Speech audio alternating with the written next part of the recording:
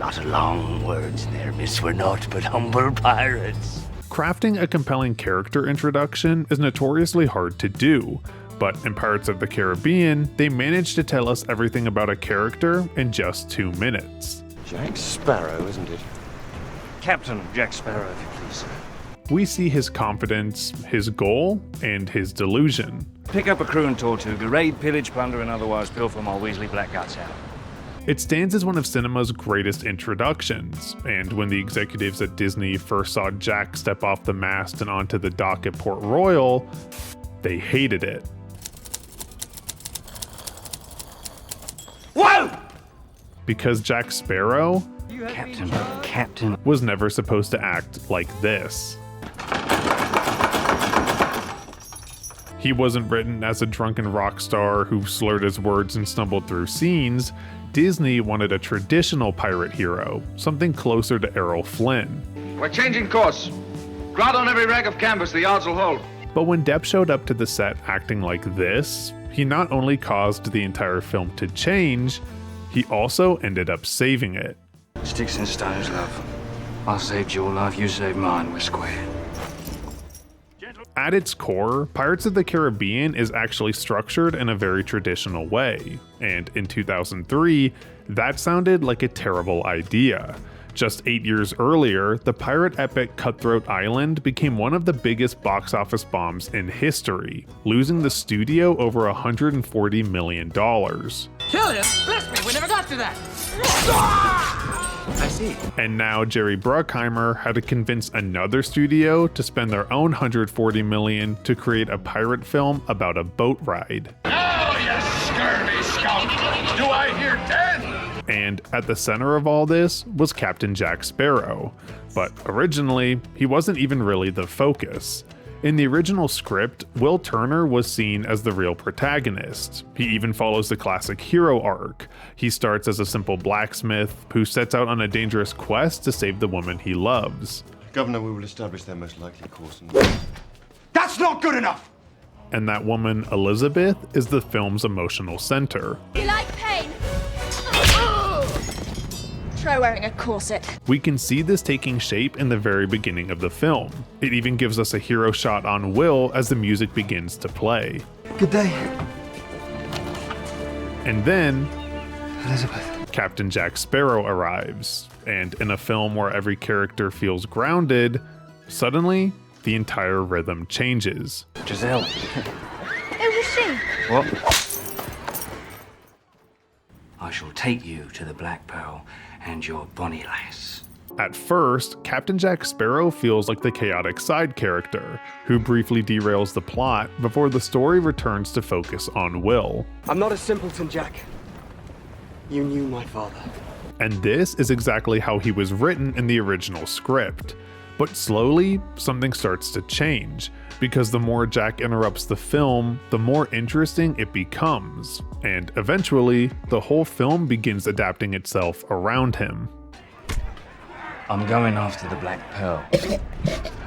Early on, the film moves in a very direct and calculated fashion. One character asks a question, What is it that you want? and another one answers it. I want you to leave and never come back. But when Jack's on screen, he immediately slows everything down. You can actually feel the film becoming more patient, and instead of simply moving from one plot point to another, it gives Depp space to experiment inside the frame. I'm having a thought here, Bobazo. And eventually, entire scenes stop functioning because of what's written and instead operate around the tension of not knowing what Jack is about to do, making every scene he's in feel unpredictable. And a dishonest man you can always trust to be dishonest. Honestly. And this is why he works so much better as a character in the first film. In the sequels, the plot becomes far more complex, as numerous characters each have their own goals and motivations. Because of this, Jack can actually feel like he's interrupting the flow of the film, and his unpredictability just makes the films harder to follow. And then you'd be wishing, oh, if only there was someone I had not killed inside. But The Curse of the Black Pearl has a very straightforward plot. Get from point A to point B and rescue Elizabeth. They took Miss Swan. Oh, so it is that you found a girl. This meant it was easier for the film to perfectly restructure itself around Jack's energy, which is exactly what made the executives at Disney nervous, because it wasn't the character Disney thought they were getting. I'm Captain Jack Sparrow. I started thinking about pirates in the 18th century, and how they were kind of the rock and roll stars of that era. And Depp committed to that idea completely. So if pirates were the rock stars of their time, then that's exactly what he would base the character off of. I thought, who's the greatest rock and roll star of all time, the coolest? And for me, it was Keith Richards, hands down. So I kind of took that inspiration. I swear you look just like him. And because of this, Jack almost feels messy, like Depp was still discovering the character as the film went on. And even some of the cast were confused on how to approach it. I mean, it was amazing, and seeing him create that character, because certainly in the first one, no one thought that it would work. We were all sort of watching him going, okay, mate, you're right. And apparently, so was Disney, who, according to Depp, were questioning all of his choices. From the very first second that they saw me, they were scared to death. Yeah, they were afraid. They didn't think that anyone would understand a word that Captain Jack said. A former Disney executive remembers watching test footage with then CEO Michael Eisner, who ended up screaming, "He's ruining the movie. Is he drunk? What's he doing?" It even got to the point where meetings were literally held over the number of gold teeth and little trinkets in Jack's hair.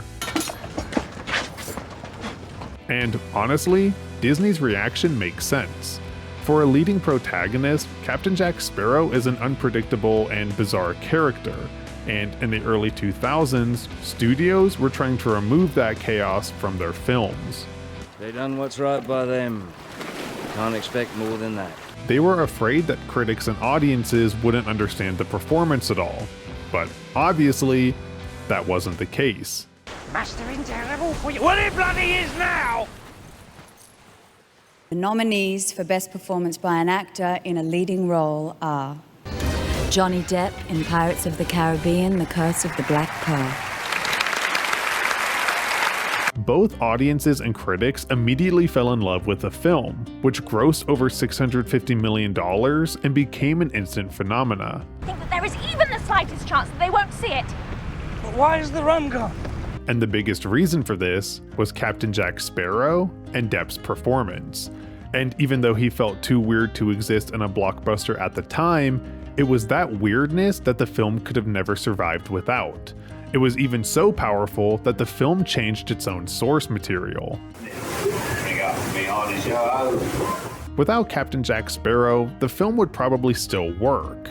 It's a well-crafted adventure film with a good story and great action. But Jack changed the rhythm of the film and made it feel less predictable and more alive. And eventually, it stopped feeling like a traditional adventure film and began feeling like it was being held together by a single performance. And that is what made the film unforgettable.